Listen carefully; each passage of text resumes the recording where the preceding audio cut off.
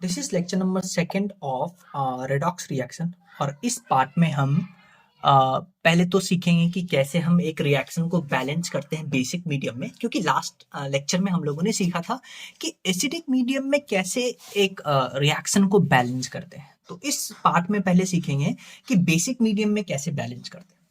देखिए, basic medium में balance करने के लिए आप सबसे पहले वही फंडा यूज करिएगा। क्या फंडा यूज करिएगा? पहले आप क्या करते हैं, अगर मान लेते हैं आपके पास ये रिएक्शन है, अगर आपके पास ये रिएक्शन है और इस रिएक्शन में आपको क्या करना है, पहले सभी एलिमेंट का आपको चार्ज लिखना है, उसके ऊपर कितना चार्ज है। डन, वो हो गया। फिर आप क्या करिएगा, चेंज देखिएगा कि कितने का ऑक्सीडेशन स्टेट चेंज हुआ है, वही करना है। फिर क्रॉस मल्टीप्लाई करना है। डन। तो आइए स्टार्ट करते हैं। ये देखिए आपके पास रिएक्शन है, यहाँ Cl2 zero oxidation state, Br2 zero oxidation state. Basic medium में आपको बैलेंस करना है। ये गया Cl नेगेटिव में और OBr नेगेटिव में। अब देखिए यहाँ पे Cl2 पे जीरो चार्ज और यहाँ पे Cl पे -1, तो कितने का चेंज? एक का चेंज। कितना Cl2 है? 2, तो यहाँ 2 का चेंज। डन। फिर देखिए यहाँ Br2 जीरो स्टेट में है, जीरो से गया +1 में, कितने का चेंज? एक का चेंज। कितना है? 2, तो यानी 2 का चेंज। रेशियो लीजिएगा तो 1 ही 1 आएगा। फिर आपको क्रॉस मल्टीप्लीकेशन करना है, तो 1 से क्रॉस मल्टीप्लाई करके क्या करेंगे, तो सेम आपके पास आएगा। डन। अच्छा, एक बार आपने चेंज निकाल लिया, पहला पॉइंट। दूसरा पॉइंट, आपने क्रॉस मल्टीप्लाई कर लिया। फिर आप बेसिक मीडियम में एक फंडा यूज करिएगा। देखिए, एसिडिक मीडियम में आपको पता है क्या फंडा यूज करते थे? AOHC, यानी कि एसिडिक मीडियम में ऑक्सीजन को बैलेंस करेंगे वाटर ऐड करके, फिर हाइड्रोजन को बैलेंस करेंगे H+ ऐड करके, और फिर चार्ज बैलेंस करेंगे। लेकिन बेसिक मीडियम में आपको फंडा यूज करना है BCOH, यानी बेसिक मीडियम में पहले चार्ज बैलेंस करिएगा। चार्ज बैलेंस करेंगे OH नेगेटिव आयन लगा के, पॉइंट नंबर 1। फिर हम ऑक्सीजन बैलेंस करेंगे वाटर ऐड करके, और फिर हम हाइड्रोजन, ऑटोमेटिकली वो बैलेंस हो जाएगा। यही आपको फॉलो कर रहा है। डन। आइए देखते हैं, बेसिक मीडियम है, ये कब लगाना है? जब आप क्रॉस मल्टीप्लाई करके चार्ज में चेंज निकाल करके कर लिए हैं तब। तो आइए क्रॉस मल्टीप्लाई कर लिए। अब देखिए पहले चार्ज बैलेंस करते हैं। देखिए इधर है 2 नेगेटिव, यानी 4 नेगेटिव है, और इधर एक भी नेगेटिव नहीं है, तो आपको नेगेटिव ऐड करना है। नेगेटिव ऐड करेंगे OH नेगेटिव लगा करके, तो इधर 4 OH नेगेटिव हम ऐड कर दिए रिएक्टेंट साइड में। फिर ऑक्सीजन बैलेंस करिए वाटर ऐड करके, तो देखिए इधर कितना ऑक्सीजन है? 2 ऑक्सीजन है। डन। और इधर कितना ऑक्सीजन है? इधर 4 ऑक्सीजन है, तो इधर 2 H2O ऐड करेंगे ताकि ऑक्सीजन बैलेंस करेंगे, और फिर हाइड्रोजन ऑटोमेटिकली बैलेंस हो जाएगा। तो ये आपके पास रहा balanced chemical reaction in basic medium. आइए वापस से हम एक और एग्जांपल लेके देखते हैं, और अब की हम क्या करेंगे, एसिडिक मीडियम को भी बैलेंस करेंगे और बेसिक मीडियम को भी बैलेंस करेंगे। देखिए आइए एसिडिक मीडियम, हम पहले एक एसिडिक मीडियम में बैलेंस करते हैं। तो ये आपके पास रिएक्शन था, मैंने आपको बताया भी थे कि अगर आपके पास रिएक्शन मॉलिक्यूलर फॉर्म में भी है तो पहले आप उसको आयोनिक फॉर्म में लाइए, स्पेक्टेटर आयन हटा करके। और स्पेक्टेटर आयन क्या होता था? जिसका ऑक्सीडेशन स्टेट में कोई चेंज ही नहीं आता था, उसको स्पेक्टेटर आयन बुलाते थे। उसको हटा दीजिए, रिएक्शन को आयोनिक फॉर्म में लाइए, फिर आप सब पे चार्ज लिखिए। देखिए चार्ज लिख दिए, फिर आप चेंज निकालिए। यहां देखिए Mn +7 से +2 में जा रहा है, कितने का चेंज? 5 का चेंज। C2O4 2 नेगेटिव में कार्बन पे +3 और यहाँ पे +4, कितने का चेंज? 1 का चेंज। कितना है? 2, तो 2 का चेंज। फिर आप करिए क्रॉस मल्टीप्लाई, यानी इसका जो चेंज है 5, इसमें क्रॉस मल्टीप्लाई करिए, तो यहाँ 5 डाल दिए। फिर इसका जो चेंज है 2, उसमें क्रॉस मल्टीप्लाई करिए, ये करिए। डन। फिर आप क्या करिएगा, बैलेंस अदर एटम ऑक्सीजन और हाइड्रोजन को छोड़ के। तो यहां देखिए 2 Mn है, तो यहां 2 Mn लगा दिए। यहां 10 कार्बन है, तो यहां 10 कार्बन लगा दिए। डन, ये हो गया। फिर आपको एसिडिक मीडियम में ये फंडा लगाना है। वो स्टेप के बाद ये फंडा लगाएंगे AOHC, यानी एसिडिक मीडियम में ऑक्सीजन को बैलेंस करेंगे वाटर ऐड करके। आइए ऑक्सीजन को बैलेंस करते हैं। यहां देखिए कितना ऑक्सीजन है? 5 चौक 20, यहां 20 और 4 दूना 8, यानी कि यहां 28 ऑक्सीजन है। यहां कितना ऑक्सीजन है? 10 दूना 20, BC ऑक्सीजन है, तो आपको क्या करना है, 8 वाटर मॉलिक्यूल ऐड कर दीजिए। डन। फिर हाइड्रोजन बैलेंस करना है H+ जोड़ करके। तो देखिए यहां कितना हाइड्रोजन है? 16, यहां 16 हाइड्रोजन है, और यहां कितना हाइड्रोजन है? यहां एक भी हाइड्रोजन नहीं है, तो हम 16 H+ यहां ऐड करेंगे। और फिर चार्ज तो ऑटोमेटिकली बैलेंस हो जाएगा। तो ये आपके पास बैलेंस्ड केमिकल रिएक्शन है। डन। और अगर आपको बेसिक मीडियम में करना है तो सब पे चार्ज निकाल करके क्रॉस मल्टीप्लाई करके आप लगाइएगा BCOH।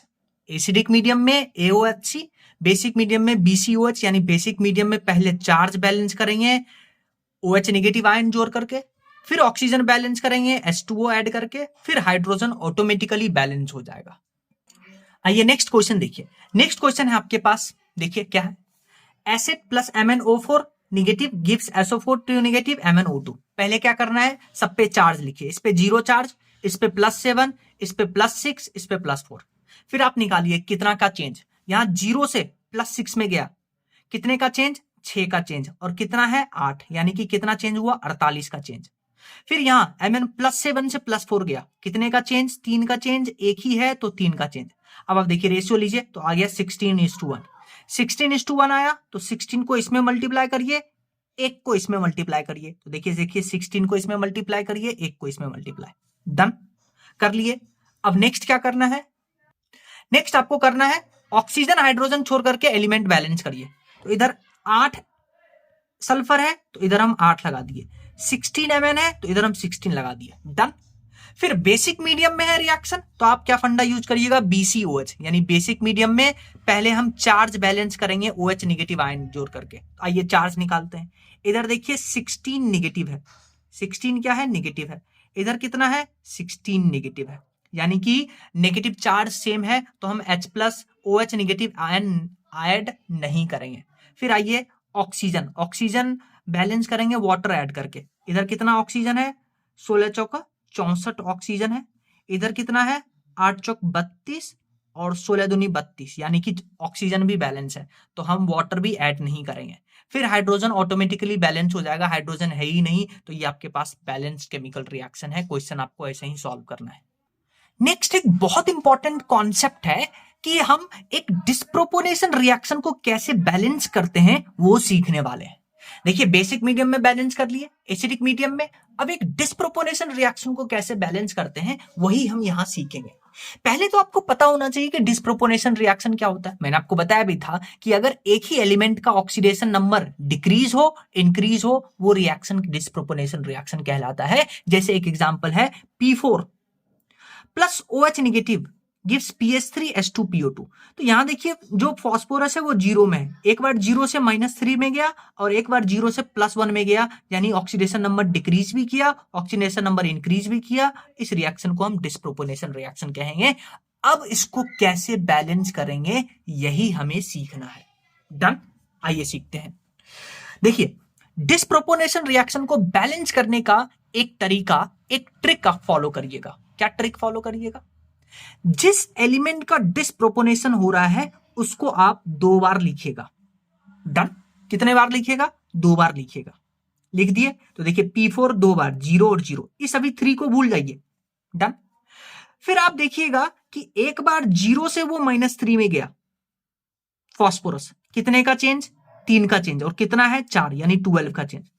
फिर एक बार 0 से +1 में गया, कितने का चेंज, 1 का चेंज, और 4 है तो 4 का चेंज। फिर आप सिंपल रेशियो लीजिए, वो आ गया 3:1। डन। फिर आप क्या करिए, क्रॉस मल्टीप्लाई करिए। सेम वही मेथड है, क्रॉस मल्टीप्लाई करिएगा, यहां 3 आएगा, यहां 1 आएगा। डन। अब देखिए next important step, very important step क्या है, आप इसको डायरेक्टली ऐड मत कर लीजिए। अब आपको क्या करना है, सीखिए। अब क्या करिए, यहां जो 4 फॉस्फोरस है जिसका जिसके साथ चेंज हो रहा है, यहां 4 लगा दीजिए, क्योंकि यहां 4 फॉस्फोरस है, बैलेंस करना है, यहां 4 लगा दिए। यहां देखिए 12 फॉस्फोरस है, क्योंकि क्रॉस मल्टीप्लाई कर रहे थे तो यहां 12 फॉस्फोरस ऐड कर दीजिए। इतना समझ में आया, इतना समझ में आया। फिर आपको क्या करना है, सिंस रिएक्शन आपका बेसिक मीडियम में है तो आप फंडा यूज करिएगा BCOH। बेसिक मीडियम में पहले आप चार्ज बैलेंस करिएगा OH नेगेटिव आयन जोड़ करके। डन। अब आइए आप क्या करिए, पहले इन दोनों को ऐड करिए। BCOH लगाने से पहले इन दोनों को ऐड करिए। तो यहां 3 1 4, 4 P4, यहां 4 PH3 और 12 H2PO2 नेगेटिव। फिर आप चार्ज बैलेंस करिए। तो इधर देखिए 0 चार्ज, इधर कितना चार्ज है, 12 नेगेटिव चार्ज है, तो यहां पे 12 OH नेगेटिव आयन ऐड करिए चार्ज को बैलेंस करने के लिए। डन। चार्ज बैलेंस हो गया। फिर ऑक्सीजन को बैलेंस करेंगे वाटर को ऐड करके। इधर कितना ऑक्सीजन, 12 दूना 24 ऑक्सीजन। तो इधर हम क्या करेंगे, 12 ऑक्सीजन, तो 12 H2O और ऐड कर देंगे 24 ऑक्सीजन ऐड बैलेंस करने के लिए, और हाइड्रोजन ऑटोमेटिकली बैलेंस हो जाएगा। इसको वापस से अरेंज करके लिख दीजिए, आपके पास बैलेंस रिएक्शन है। तो डिस्प्रोपोर्शनेशन रिएक्शन को बैलेंस करने का एक ही तरीका, जिस एलिमेंट का डिस्प्रोपोर्शनेशन हो रहा है उसको 2 बार लिख दीजिए, जितने का चेंज निकालिए, क्रॉस मल्टीप्लाई करिए, फिर आप बैलेंस कर दीजिए, जिसका जिसके साथ चेंज हो रहा है उसका बैलेंस, जिसका जिसके साथ चेंज हो रहा है उसका बैलेंस, फिर ऐड करिए, फिर BCOH लगाइए और फाइनली आंसर लिखिए। नेक्स्ट हमारे पास एक कॉन्सेप्ट आता है, कॉन्सेप्ट इक्विवेलेंट कॉन्सेप्ट। इसको पढ़ते हैं, इक्विवेलेंट कॉन्सेप्ट क्या होता है।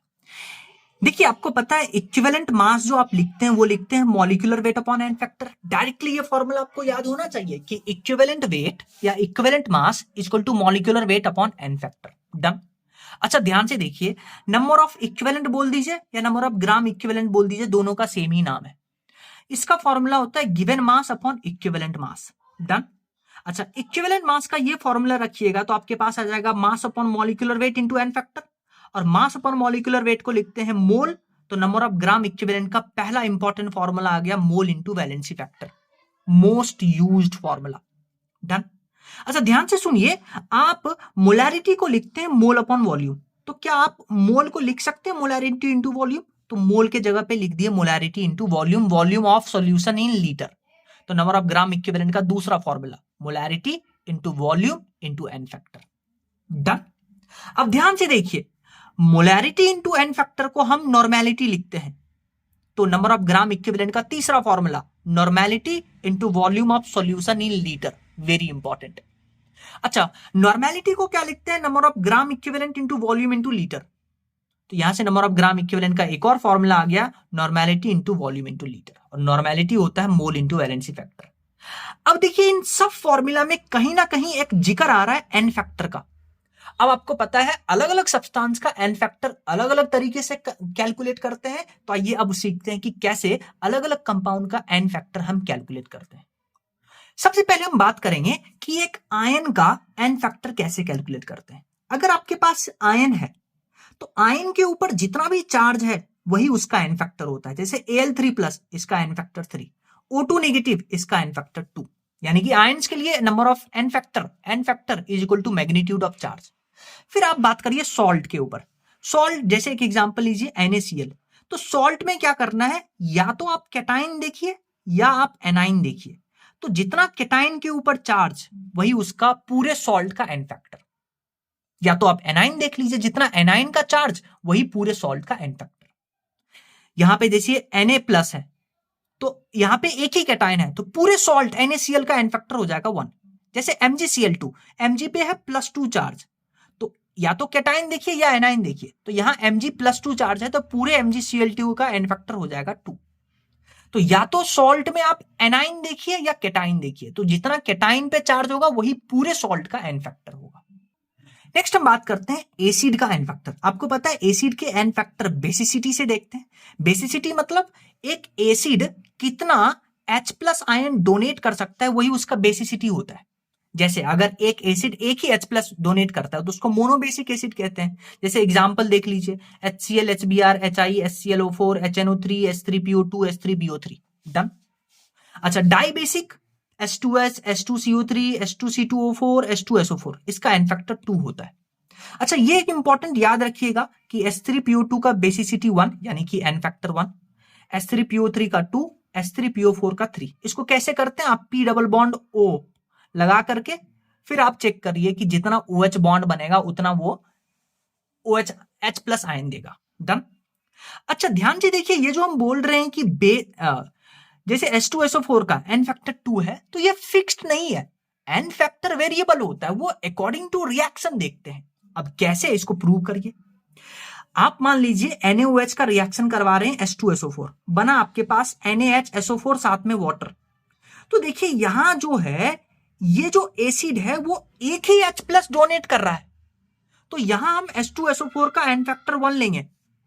लेकिन वहीं पे NaOH साथ में H2SO4 रिएक्ट करके Na2SO4 साथ में H2O बनाया, तो यहां जो H2SO4 है वो 2H+ डोनेट कर रहा है, तो यहां H2SO4 का एन फैक्टर हम 2 लेंगे। और फिर आपको पता है इक्विवेलेंट मास होता है molecular weight upon n factor. Molecular weight तो फिक्स होता है, जैसे H2SO4 की बात करिए वो 98 होता है, पर एन फैक्टर वेरिएबल होता है, यहां एन फैक्टर 1, यहां एन फैक्टर 2। ये इंपॉर्टेंट है, आपको याद होना चाहिए। फिर हम बेसिस की बात करते हैं, तो बेसिस के लिए एन फैक्टर जो है उसके एसिडिटी के बराबर लिखते हैं। एसिडिटी मतलब कितना वो OH नेगेटिव आयन एक बेस डोनेट कर सकता है, या आप उल्टा सोचिए, क्या उल्टा सोचिए कि कितना वो बेस H+ एक्सेप्ट कर देता है, वही उसका एसिडिटी है, वही उसका एन फैक्टर होगा। जैसे NaOH, आपको पता है ये एक OH नेगेटिव आयन डोनेट करेगा तो n factor 1, MgOH whole twice ये 2 OH नेगेटिव आयन डोनेट करेगा तो एन फैक्टर 2। या आप ऐसे सोचिए कि अमोनिया H+ डोनेट एक्सेप्ट करेगा तो NH4+ बनाएगा, तो इस डिफिनेशन से देखिए कितना H+ एक्सेप्ट कर रहा है, 1, तो अमोनिया का एन फैक्टर हो जाएगा 1। तो ये दोनों डेफिनेशन आपको आना चाहिए। नेक्स्ट आता है concept of oxidising and reducing agent. देखिए ऑक्सीडाइजिंग एंड रिड्यूसिंग एजेंट का एन फैक्टर कैलकुलेट करने के लिए आपको देखना पड़ेगा कि कितना इलेक्ट्रॉन एक्सचेंज हुआ है पर मोल ऑफ सब्सटेंस। अच्छा, इसका क्या मतलब है, ध्यान से सुनिए। जैसे अगर हम बात करते हैं KMnO4 पोटेशियम पर मैग्नेट की, तो यहां तो K+ को हटा दीजिए, स्पेक्ट्रेटर है, तो हम बात कर रहे हैं MnO4 नेगेटिव पर मैग्नेट आयन की बात कर रहे हैं। यहां पे देखिए मैग्नीज पे +7 चार्ज है, तो MnO4 नेगेटिव क्या होता है, एसिडिक मीडियम में ये Mn+2 में कन्वर्ट होता है। ये आपको याद होना चाहिए, तभी क्वेश्चन सॉल्व होगा। अब आप देखिए एन फैक्टर निकालना है, तो देखिए कितने का चेंज, +7 से +2 में गया, कितने का चेंज 5 का, और कितना है 1, तो इसका एन फैक्टर हो गया 5। तो नंबर ऑफ इलेक्ट्रॉन एक्सचेंज। वही MnO4 नेगेटिव न्यूट्रल या स्लाइटली बेसिक में MnO2 में कन्वर्ट होता है, तो यहां देखिए +7 से +4 में गया, कितने का चेंज, 3 का चेंज, 1 है, तो एन फैक्टर 3 हो गया। और बेसिक मीडियम में MnO4 नेगेटिव वो MnO4 नेगेटिव में कन्वर्ट होता है, और इसका यहाँ पे चार्ज होता है +6, तो कितने का चेंज, 1 का चेंज, तो यहाँ एन फैक्टर 1 हो गया। और MnO4 नेगेटिव को हम मैग्नेट आयन बुलाते हैं, ये बहुत इंपॉर्टेंट है। तो हम बात करने जा रहे हैं MnO4 का एसिडिक मीडियम वाला कन्वर्जन। तो आपको पता है अभी आप पढ़ के आए कि MnO4 एसिडिक मीडियम में Mn+2 में कन्वर्ट होता है। तो ध्यान से देखिए जो मैग्नीज है वो क्या हुआ, रिड्यूस हुआ, क्योंकि +7 से +2 में गया। और जो रिड्यूस होता है वो आपको पता है वो एक बेहतर ऑक्सीडाइजिंग एजेंट होता है, ये आपको पता है। जो रिड्यूस होगा वो एक बेहतर ऑक्सीडाइजिंग एजेंट है, खुद तो रिड्यूस होगा और दूसरे को ऑक्सीडाइज करेगा, तभी तो ऑक्सीडाइजिंग एजेंट कह रहे हैं। तो देखिए MnO4 नेगेटिव खुद तो एसिडिक मीडियम में रिड्यूस होता है, Mn+2 में जाता है, लेकिन दूसरों को ऑक्सीडाइज करेगा। किसको ऑक्सीडाइज करेगा, ध्यान से सुनिए, ये I नेगेटिव को I2 में ऑक्सीडाइज कर देगा। एन फैक्टर निकालिए, यहां पे 1 से 0 कितने का चेंज, 1, तो इधर कितना एलिमेंट है 1, तो इसका एन फैक्टर 1। फिर इधर से एन फैक्टर निकालिए, 0 से गया 1, कितने का चेंज, 1 का चेंज, कितना है 2, तो इसका एन फैक्टर हो गया 2। तो दोनों तरफ से आपको एन फैक्टर निकालना चाहिए।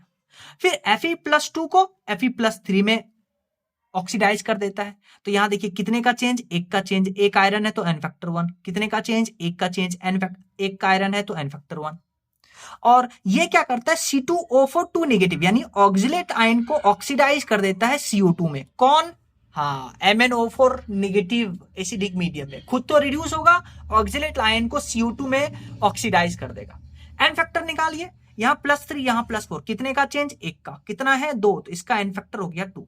सिमिलरली यहां +4 से +3 कितने का चेंज, 1 का, कितना है 1, तो यहां एन फैक्टर हो गया 1। तो ऐसे आपको एन फैक्टर कैलकुलेट करना है। सिमिलरली H2S को S में कन्वर्ट कर देता है, ऑक्सीडाइज कर देता है। NO2 नेगेटिव को NO3- में ऑक्सीडाइज कर देता है। SO2 को SO4 नेगेटिव में ऑक्सीडाइज कर देता है, और H2O2 को ऑक्सीजन में ऑक्सीडाइज कर देता है। ये परमैंगनेट आयन एसिडिक मीडियम में। सिमिलर कहानी आता है आपके पास potassium dichromate K2Cr2O7। Potassium dichromate भी है, एसिडिक मीडियम में क्या होता है कि स्ट्रॉन्ग ऑक्सीडाइजिंग एजेंट की तरह काम करता है। इसका क्या मतलब है कि यहां Cr2O7 नेगेटिव जो होगा क्या होगा, खुद तो रिड्यूस होगा दूसरों को ऑक्सीडाइज करेगा तभी ये स्ट्रॉन्ग ऑक्सीडाइजिंग एजेंट है। तो देखिए Cr2O7 2 negative plus 6 charge convert होगा Cr+3 में, याद होना चाहिए एसिडिक मीडियम में। तो एन फैक्टर निकालिए, +6 से +3 में गया, कितने का चेंज 3, और कितना है 2, तो एन फैक्टर आ गया 6। उल्टा भी सोचिए, +3 से +6 में कितने का चेंज 3 का है, कितना 1, तो एन फैक्टर 3। तो उल्टा भी आपको आना चाहिए। तो देखिए खुद तो रिड्यूस हुआ, दूसरों को ऑक्सीडाइज करेगा। किसको ऑक्सीडाइज करेगा, इसको इसमें, I- को I2 में, ऑक्सीलेट को CO2 में, H2S को S में, H2O2 को ऑक्सीजन में, NO2 नेगेटिव को NO3 नेगेटिव में। तो ये आपको याद होना चाहिए। अब देखिए, अब क्या हो कि अगर एक से ज्यादा एलिमेंट का ऑक्सीडेशन नंबर चेंज हो, n factor when oxidation number of more than one element changes, तब हम एन फैक्टर कैसे निकालते हैं वो सीखिए। अगर दोनों एलिमेंट सेम प्रोसेस हो रहा है, सेम प्रोसेस मतलब ध्यान से सुनिए, मान लेते हैं एक एग्जांपल है FeC2O4, ये कन्वर्ट हो रहा है Fe+3 में और CO2 में कन्वर्ट हो रहा है। डन। अब ध्यान से देखिए, यहां पे कार्बन पे है +3 चार्ज और आयरन पे है +2 चार्ज। डन। आयरन पे +2 और कार्बन पे +3 और ऑक्सीजन पे -2। यहां देखिए कार्बन जो है +3 से +4 में गया और आयरन जो है +2 से +3 में गया, यानी दोनों का ऑक्सीडेशन हो रहा है, तो इसलिए इसको बुलाते हैं सेम प्रोसेस। तो अब आप देखिए आयरन का पहले कैलकुलेट करिए, कितने का चेंज 1 का, कितना आयरन है 1, तो यहां कितने का एन फैक्टर इसका 1 हो गया। फिर कार्बन +3 से +4 में कितने का चेंज 1 का, कितना कार्बन है 2, तो यहां हो गया 2। फिर आपको ओवरऑल रिएक्शन का एन फैक्टर निकालना है, तो सेम प्रोसेस हो रहा है, तो आप क्या करिए दोनों को ऐड करिए, तो एन फैक्टर हो जाएगा 2 + 1 यानी कि 3। डन। सिमिलरली CuSO4 वो कन्वर्ट होता है Cu2O साथ में SO2 में, तो यहां पे देखिए कॉपर +2 से +1 में गया, कितने का चेंज 1 का, तो यहां एन फैक्टर आया 1। फिर SO4 में सल्फर पे +6 गया, कितने में +4 में, कितने का चेंज 2 का। तो ओवरऑल देखिए दोनों का ऑक्सीडेशन दोनों का क्या हो रहा है, दोनों का रिडक्शन हो रहा है, या तो दोनों का रिडक्शन हो या दोनों का ऑक्सीडेशन हो, तो सेम प्रोसेस है, तो एन फैक्टर N1 + N2 लगाएंगे तो एन फैक्टर आएगा। लेकिन अगर अपोजिट प्रोसेस हो, यानी कि एक का ऑक्सीडेशन एक का रिडक्शन, तब आप एन फैक्टर लिखिएगा N1 - N1। जैसे FeSO4 कन्वर्ट्स इनटू Fe+3 साथ में सल्फर, तो यहां देखिए आयरन +2 से +3 में गया, तो इसका ऑक्सीडेशन हुआ, और सल्फर +6 के 0 में गया, रिडक्शन हुआ। ऑपोजिट प्रोसेस है, तो आप क्या करिएगा, पहले इसका एन फैक्टर निकालिए, कितने का चेंज 1 का, कितना है 1, तो इसका हो गया 1। फिर SO4 में +6 से 0 गया, कितने का चेंज 6 का, तो आप क्या करिएगा दोनों को सब्सट्रैक्ट करिए, क्योंकि ऑपोजिट प्रोसेस हो रहा है, तो एन फैक्टर रिएक्शन का आ जाएगा 5। फिर हम बात करते हैं n factor for disproportional reaction. Disproportional reaction यानी एक ही एलिमेंट ऑक्सीडाइज भी होगा, एक ही एलिमेंट रिड्यूस भी होगा। डन। तो डिस्प्रोपोर्शनल रिएक्शन के लिए जो स्पीसीज डिस्प्रोपोर्शनल हो रहा है उसका एन फैक्टर लिखते हैं N1 N2 upon N1 + N2, याद होना चाहिए। जैसे Cl2 बेसिक मीडियम में कन्वर्ट हो रहा है Cl नेगेटिव ClO3 नेगेटिव में। अब आप देखिए, एक तो 0 से गया -1 में और 0 से गया +5 में, क्योंकि ClO3 में Cl का +5 होता है, तो चेंज निकालिए। यहां 0 से 1 कितने का चेंज 1 का, कितना है 2, तो यहां हो गया एन फैक्टर 2, यानी इसको N1 बुलाएंगे। फिर 0 से +5 में गया, कितने का चेंज 5 का चेंज, कितना है 2, तो कितना हो गया 10, तो ये N2 हो गया 10। फिर आपको एन फैक्टर निकालना है पूरे रिएक्शन का, तो N1 N2 यानी 2 × 10 डिवाइडेड बाय N1 + N2, 2 + 10, तो आपके पास एन फैक्टर आ जाएगा डिस्प्रोपोर्शनल रिएक्शन का। Similarly P4 converts into PH3 साथ में H2PO2 बेसिक मीडियम में, तो देखिए 0 से गया -3 में और 0 से गया +1 में, तो यहां से कितने का चेंज 3 का चेंज, कितना है 4, यानी यहां से आ गया 12। फिर यहां देखिए 0 से गया +1 में, कितने का चेंज 1 का, कितना है 4, तो ये आ गया 4, तो ये हो गया N1 और ये हो गया N2, तो आप क्या करिएगा N1 N2 upon N1 + N2। Done. फिर एक कॉन्सेप्ट आता है इक्विवेलेंट कॉन्सेप्ट। इक्विवेलेंट कॉन्सेप्ट क्या होता है कि क्या कहता है कि अगर आपके पास एक केमिकल रिएक्शन है A + B gives C + D, तो हम बोलते हैं कि number of gram equivalent of A will be equal to number of gram equivalent of B will be equal to number of gram equivalent of C will be equal to number of gram equivalent of D। और number of gram equivalent का जो भी formula हमने सीखा है वो सब applicable होगा।